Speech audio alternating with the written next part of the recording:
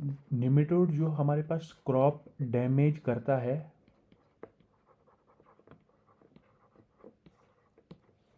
उससे यील्ड में रिडक्शन हो जाती है अगर उनकी पॉपुलेशन जो है वो बहुत ज़्यादा बढ़ जाए। हमें हम जो है अगर हमें मतलब कंट्रोल करना है इसको, निमेटोड को, देखिए सबसे पहले हमें देखते हैं जो इकोनॉमिक लॉसेस होते हैं वो तब स्टार्ट होते हैं जब इनिशियल निमेटोड पॉपुलेशन जो होती है, जब हमारे पास पीआई जो होता है वो क्या हो जाता है, थ्रेशोल्ड लेवल पर पहुंच जाता है। ठीक है, जब हमारे पास ये थ्रेशोल्ड लेवल या इसको हम पैथोजेनिक लेवल भी कहते हैं,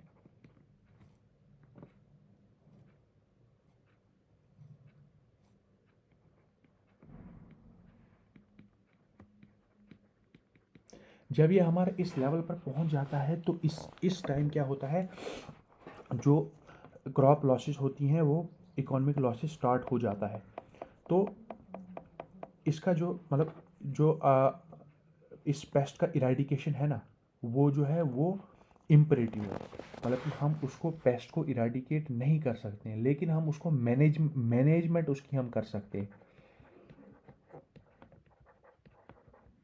ठीक है, तो इसको ध्यान में रखते हुए निमेटोड मैनेजमेंट जो है वो जो उसकी थ्रेशोल्ड लेवल है उस तक पहुंचने तक उसको रोका जाता है। ठीक है, अब जो हमारी जो मतलब जो टॉक्सिक नेमेटिसाइड्स है ना, इन पर जो है वो डिपेंडेंस ज़्यादा बढ़ चुकी थी, इसलिए इंटीग्रेटेड नेमेटोड मैनेजमेंट जो है वो उसकी फॉर्मेशन की गई। और उसमें क्या क्या आता है, बायोलॉजिकल मेथड्स आते हैं, कल्चरल मेथड्स आते हैं इसको कंट्रोल करने के, जिससे क्या होता है लॉन्ग टर्म नेमेटोड की मैनेजमेंट होती है। किस बेसिस पर, जो इंटीग्रेटेड नेमेटोड मैनेजमेंट होता है हमारे पास, उसमें उसमें क्या क्या होता है, कल्चरल मेथड्स होते हैं हमारे पास, जो अभी हम आगे देखेंगे। ठीक है, कल्चरल मेथड्स होते हैं। ठीक है, बायोलॉजिकल मेथड्स होते हैं।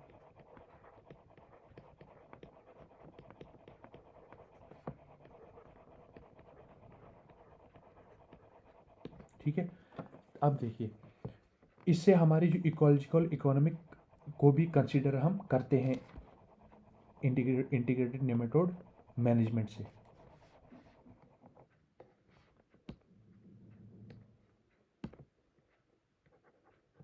ठीक है, अब देखिए कल्चरल मेथड्स में, जो कल्चरल मेथड होता है ना, ये सबसे ज़्यादा इकोनॉमिकली वायेबल मेथड होता है।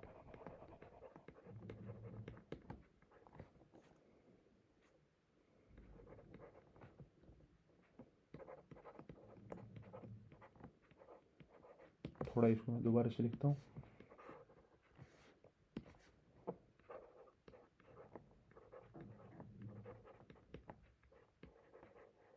ठीक है, अब देखिए इसमें क्या क्या हम करते हैं। इसमें हम सबसे पहले देखते हैं क्रॉप रोटेशन का, हम देखते हैं क्रॉप रोटेशन क्या होता है। ये मोस्ट इकोनॉमिकल मेथड भी होता है और मोस्ट इफेक्टिव मेथड भी होता है ये नेमेटोड की मैनेजमेंट के लिए।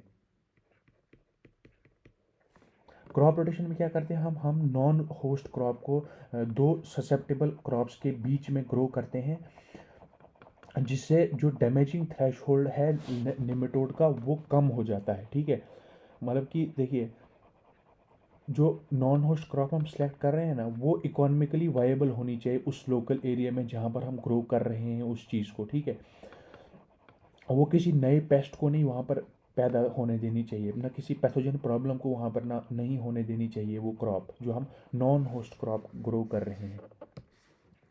देखिए क्रॉप रोटेशन में हम क्या करते हैं, नॉन होस्ट क्रॉप को हम ग्रो करते हैं। ठीक है,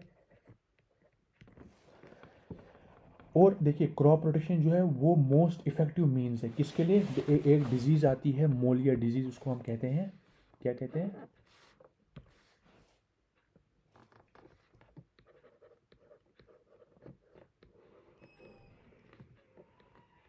ठीक है, जो मोलिया डिजीज़ है इसको हम कंट्रोल करते हैं। ये किसकी वजह से होता है, ये होता है हेटेरोडेरा,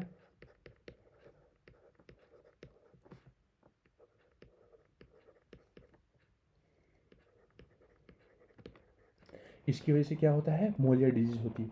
और हम जो नॉन होस्ट क्रॉप्स हैं, जैसे हम मस्टर्ड को ग्रो कर सकते हैं,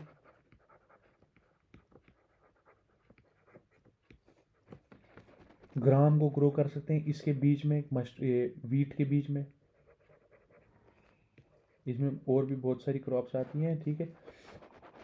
तो 1 से 2 साल तक क्या हो जाता है, इसकी जो निमेटोड की पॉपुलेशन हो जाती है वो कम हो जाती है। तो फिर उससे क्या होता है, जो वीट की प्रोडक्टिविटी होती है वो बढ़ जाती है। फैलोइंग होता है, देखिए दूसरा मेथड आता है कल्चरल मेथड में। ये तो पहला मेथड आया हमारे पास। दूसरा मेथड आता है फैलोइंग।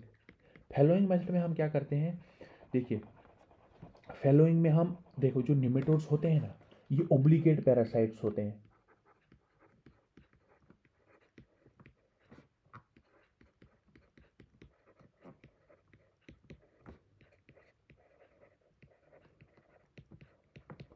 देखिए जो निमेटोड्स होते हैं ये ओब्लिगेट पैरासाइट होते हैं, मतलब कि ये होस्ट के बगैर नहीं रह सकते हैं।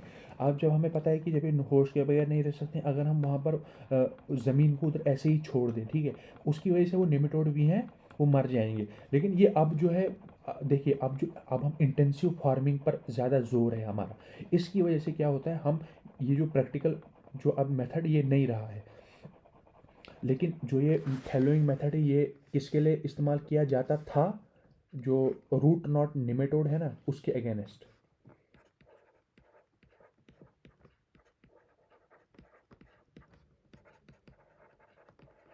इसके अगेंस्ट इसका हम इस्तेमाल करते थे। और तीसरा जो आता है वो आता है फ्लडिंग। फ्लडिंग आता है, हम क्या करेंगे, हम जो हमारे पास लैंड होगी उसको हम डुबा देंगे पानी के अंदर। उसकी वजह से क्या होगा, उसकी वजह से जो ऑक्सीजन होगा सॉइल के अंदर वो कम हो जाएगा। कम क्यों होगा, क्योंकि एटमॉस्फेयर से कट ऑफ हो जाएगा उसका सॉइल का टच, ठीक है। तो उससे क्या होगा, उससे एस्फिक्सेशन हो जाएगी, ठीक है।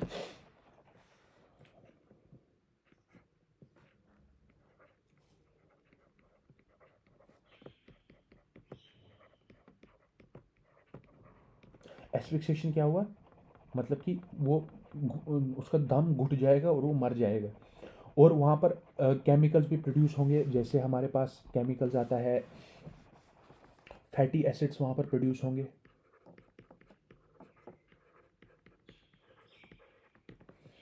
हमारे पास वहाँ हाइड्रोजन डाइसल्फाइड होगा।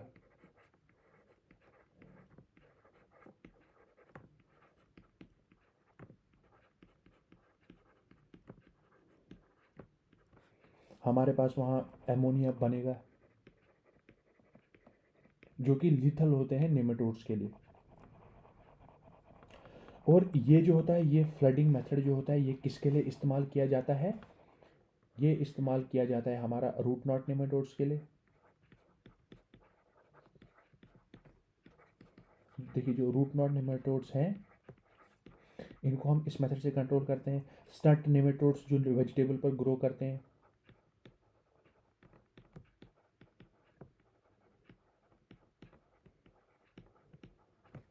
फ्लडिंग हम उनके लिए इस्तेमाल करते हैं।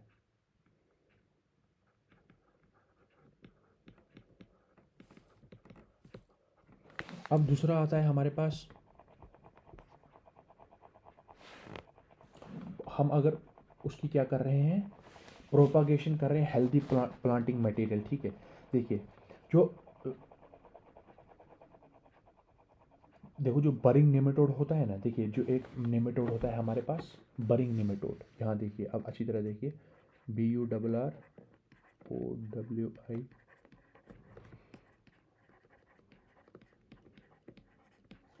देखिए जो बरिंग नेमेटोड है ना, ये केरला से मध्य प्रदेश में ट्रांसफ़र हो गया था। कहाँ चला गया था, मध्य प्रदेश में। कैसे, इन्फेक्टेड बनेना राइजोम्स, जो नेमेट इस बरिंग नेमेटोड ने जो बनेना राइजोम को इन्फेक्ट किया था ना, किसको, बनेना राइजोम्स को इन्फेक्ट किया था, उसके थ्रू वो मध्य प्रदेश में केरला से चला गया था। जैसे और ऐसे ही सिट्रस नेमेटोड है, कॉफ़ी लेसिन नेमेटोड है, गोल्डन नेमेटोड्स है, वो नए एरियाज़ में जो हो जाते हैं वो सीडलिंग के थ्रू चले जाते हैं। देखिए जैसे डिजीज़ है ना, जैसे हमारे पास डिजीज़ है ईयर,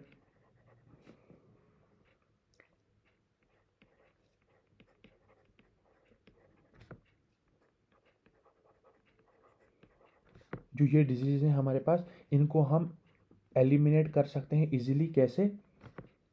गाल फ्री सीड्स का यूज़ करके।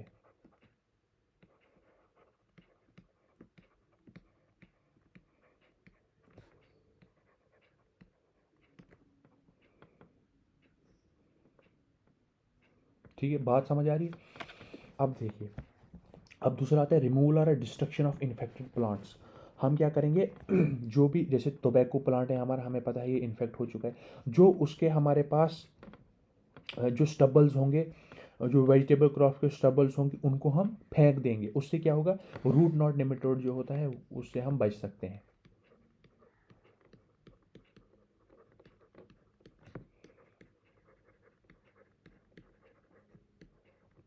मतलब कि हम रूट नॉट नेमेटोड्स को मतलब कि अगर हम स्टबल्स को निकाल दें, किसके? टोबैको के, उससे हम, या वेजिटेबल्स के, उससे हम बच सकते हैं। देखिए दूसरा आता है ऑर्गेनिक मैन्यूरिंग एंड अमेंडमेंट्स। अगर हम फार्म यार्ड मैन्यूर का इस्तेमाल करते हैं, ये अच्छी तरह समझिए। देखिए हमारे पास जो फार्म यार्ड मैन्यूर होता है,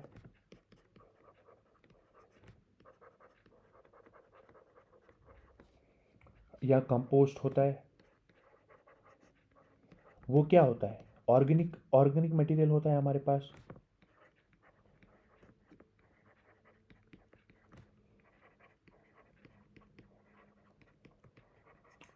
जब इस ऑर्गेनिक मटेरियल की डिकम्पोजिशन होती है, ठीक है, जो इससे केमिकल प्रोड्यूस होते हैं ना, वो केमिकल्स जो होते हैं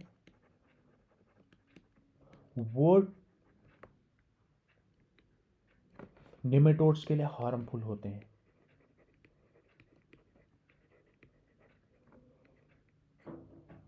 ठीक है,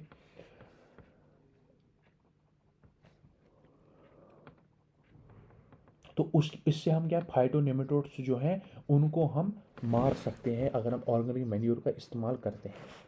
अब नीचे दूसरी चीज़ का हम जो यूज़ मतलब कर सकते हैं, ट्रैप क्रॉप्स।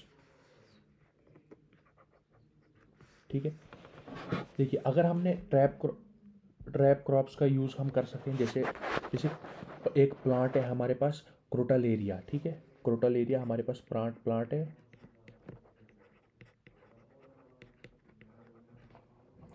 ये प्लांट जो है, इसमें तो रूट नॉट निमेटोड जो है वो इन्वेड तो करता है, लेकिन वो मर जाता है कब? मैच्योरिटी आने तक पर। जब तक मैच्योरिटी उसकी आ रही होती है तब तक उसकी डेथ हो जाती है। ठीक है, तो इस प्लांट को जो है, तो इस प्लांट का हम यूज़ कर सकते हैं किस लिए, और कैसे ट्रैप हम कर सकते हैं किनको? जो नेमेटोड के जुवेनाइल्स होते हैं उनको हम ट्रैप कर सकते हैं, जो हमारे बिफोर, जब हम अपनी जो क्रॉप है उसको हम प्लांट करें। ठीक है, और इसके अलावा हम क्या कर सकते हैं, जो हाईली ससेप्टेबल क्रॉप है उसको हम प्लांट कर सकते हैं और उसको डिस्ट्रॉय कर सकते हैं जब तक वो निमेटोड अपनी मैच्योरिटी तक पहुँचे, फिर हम अपनी नई क्रॉप लगाएंगे जो हम क्रॉप चाहते हैं लगाना। लेकिन ये देखिए, ये मेथड जो है वो इकोनॉमिकली वायेबल नहीं है।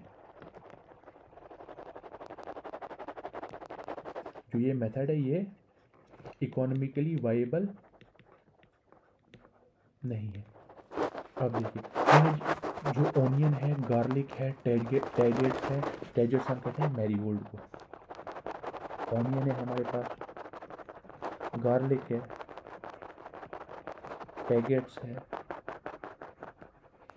ये जो होते हैं ये एक नेमेटोड कंपाउंड जो होते हैं, ये सीक्रेट करते हैं अपने रूट्स से।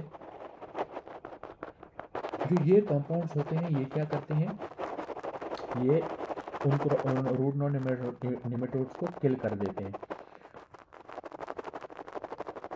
ठीक है, इनको क्लिक कर देते हैं रूट नॉट नेमेटोड पॉपुलेशन को।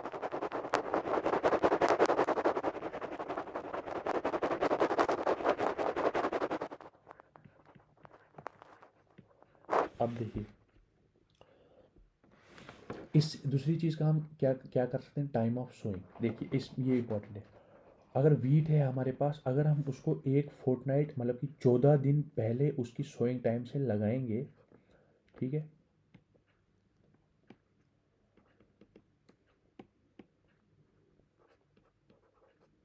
एक फोर्टनाइट पहले ही अगर हम इसको लगाएंगे, सोइंग करेंगे, तो उससे क्या होगा, उससे हम हेटेरोडेरा एविनी से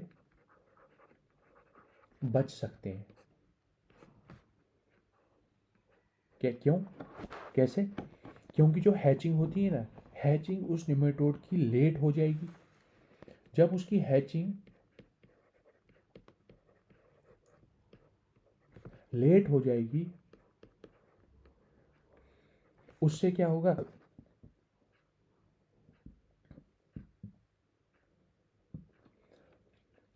जब जब बाय द टाइम जब वो प्लांट को इन्फेक्ट करेगा, तब उसकी रूट्स उस प्लांट की उतनी डेवलप हो चुकी होंगी कि वो अपने को बचा सकती होंगी, ठीक है। इसलिए अगर हम उसका सोइंग जो है वो थोड़ा लेट करें, हेटेरोडोरा एमिनी से हम बच सकते हैं, ठीक है।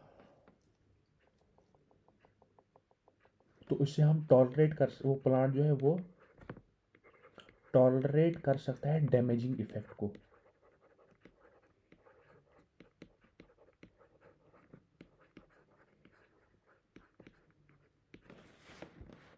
अब हम बात करते हैं सॉइल सोलराइजेशन। देखिए जो ट्रॉपिकल एरियाज है ना हमारे पास, जो मतलब कि जहाँ पर टेम्परेचर जो होता है वो समर में बहुत ज़्यादा होता है, उधर हम इस सॉइल सोलराइजेशन का इस्तेमाल कर सकते हैं। और एक इफ़ेक्टिव मेथड होता है सीरियल सिस्ट नेमेटोड्स,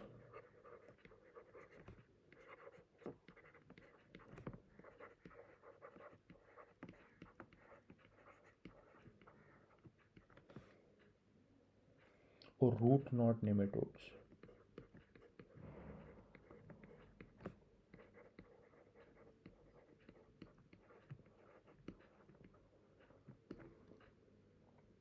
की प्रॉब्लम को एड्रेस करने के लिए, मतलब कि अगर हम इसको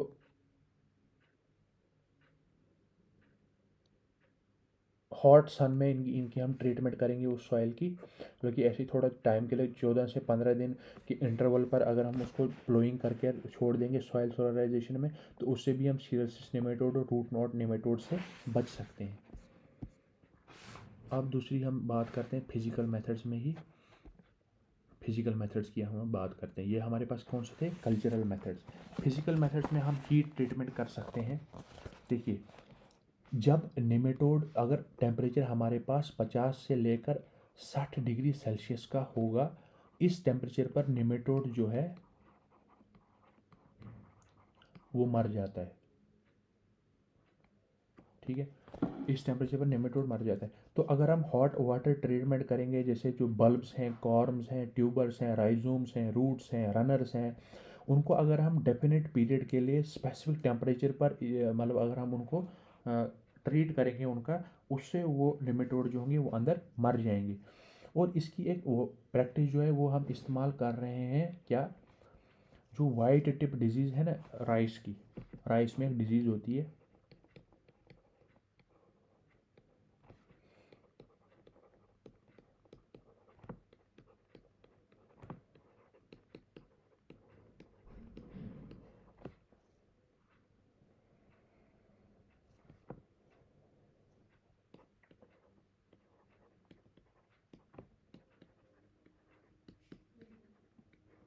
साउथ इंडिया में, ठीक है।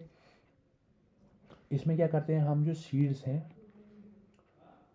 उनको डिप करते हैं हॉट वाटर में, ठीक है। जब हम इनको हॉट वाटर में डिप करते हैं, इससे क्या होता है, तो जो उसका टेम्परेचर होता है वाटर का, वो होता है 54 से लेकर 55 डिग्री सेल्सियस का, ठीक है। कब तक, 10 से 15 मिनट।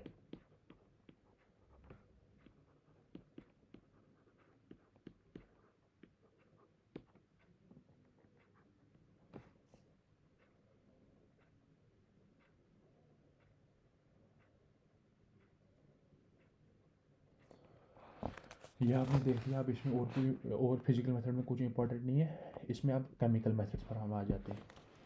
केमिकल मेथड्स में देखिए, केमिकल मेथड जो है वो बहुत ज़्यादा इंपॉर्टेंट हो जाता है। देखिए केमिकल मेथड्स में क्या करते हैं हम, नेमेटिसाइड्स या नेमेटोसाइड्स का इस्तेमाल करते हैं, और ये हम नेक्स्ट वीडियो में देखेंगे केमिकल मेथड्स।